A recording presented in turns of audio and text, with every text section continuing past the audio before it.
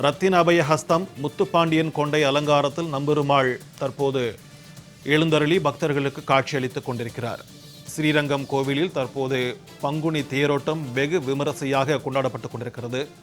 ரத்தின அபய ஹஸ்தம் முத்துப்பாண்டியன் கொண்டை அலங்காரத்தில் நம்பெருமாள் எழுந்தருளி பக்தர்களுக்கு காட்சியளித்து வரும் காட்சியை நாம் தற்போது பார்த்துக் கொண்டிருக்கிறோம். இது தொடர்பான கூடுதல் விவரங்களுடன் திருச்சியிலிருந்து நம்முடன் இணைகிறார் செய்தியாளர் இளவரசன். வணக்கம் இளவரசன், இது தொடர்பான விரிவான தகவல். கண்டிப்பா சிக்கந்தர் பாஷா, அதாவது 108 வைணவ தலங்கள்ல பூலோக வைகுண்டம் என போற்றப்படும் ஸ்ரீரங்கம் கோவில்ல பங்குனி தேரோட்டம் தற்போது வெகு விமர்சையாக நடைபெற்று வருகிறது. நம்பெருமாள் ரத்தின அபயகஸ்தம் மற்றும் முத்துப்பாண்டியன் கொண்டை மார்பில நீலநாயகம் அணிந்து கோரதம் எனப்படும் திருத்தேரில் எழுந்தருளி இப்ப தற்பொழுது சித்திரை வீதிகளில் வலம் வந்து கொண்டிருக்கிறார்.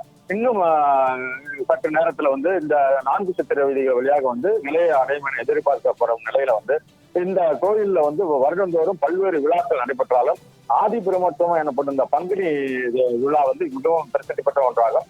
நேற்று வருடத்திற்கு ஒரு முறை மட்டுமே தரிசனம் செய்ய இயலும் தாயார் மற்றும் ரங்கநாதர் சேர்த்தி சேவை விடிய விடிய நடைபெற்றது. அதற்கு பிறகு திருமஞ்சனம் முடிந்து இன்று காலை திருத்தேரில் எழுந்தருளி தற்பொழுது பல்வேறு சேவைகளுக்கு பிறகு திருத்தேரோட்டம் வெகு விமர்சையாக நடைபெற்று வருகிறது. பல்லாயிரக்கணக்கான பக்தர்கள் பூலோக வைகுண்டத்தில் குவிந்து ரெங்கா ரெங்கா என பக்தி பரவசத்துடன் கோரதம் எனப்படும் பங்குனி தேரோட்டத்தில் கலந்து கொண்டு தேரை வடம்பிடித்து எழுந்து வருகின்றனர். இன்னும் சற்று நேரத்துல அந்த ஏற்கனவே கூறியது போல 4 சித்திரை வீதி வழியாக நிலையம் அடையும் என எதிர்பார்க்கப்படும் நிலையில் தொடர்ந்து பக்தர்கள் சித்திரை வீதிகள் வழியாக வளம் ரங்கநாதரை தரிசனம் செய்து வருகின்றனர். சிக்கந்தர் பாஷா, விரிவான தகவல்களுக்கு நன்றி இளவரசன்.